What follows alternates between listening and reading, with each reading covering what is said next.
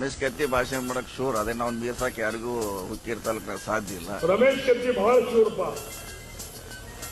ಅವಂಗೆ ಅವನಂಗ ಭಾಷಣ ಮಾಡಕ್ ಯಾವ ಮಕ್ಕಳು ಬರುದಿಲ್ಲ.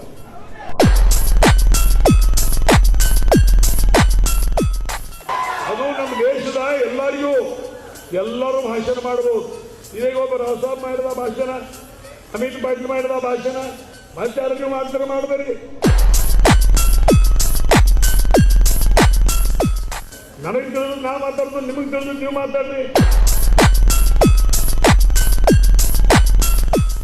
ಭಾಷಣ ಮಾಡುವಂತ ಸ್ವತಂತ್ರ ಈ ನಮಗೈತಿ, ಆದ್ರೆ ನಿಮಗೆ ಭಾಷಣ ಮಾಡೋದಿಲ್ಲ. ಮಂದಿ ಹೊಲ ಮಣಿ ಬರ್ಸ್ಕೊಳ್ದ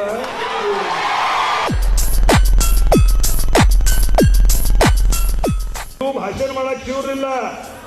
ಎಲ್ಲರೇ ನ್ಯಾಯದ ಜಮೀನ್ ಸಿಕ್ಕ್ರ, ಎಲ್ಲರೇ ನ್ಯಾಯದ ಮಣಿ ಸಿಕ್ಕ್ರ, ಏನ್ರೇ ಸೀಮೆಯಾಗ ನ್ಯಾಯ ಬಂದ್ರ ಅವ್ರನ್ನ ಬಂದು ಕರೆದು ಕುಂಡ್ರಿಸಿ ಮುಗಿಸಿ ಕಡಿಗ ಸಂಜೆ ಮುಂದೆ ಕಾಗದ ನೋಡುವುದ ಅವನ ಹೆಸರು ಹೋಗಿ ನಿಮ್ಮ ಹೆಸರಾಗಿರ್ತೈತಿ ಅನ್ನೋ ಮಾತನ್ನು ಹೇಳಿಕ್ಕೆ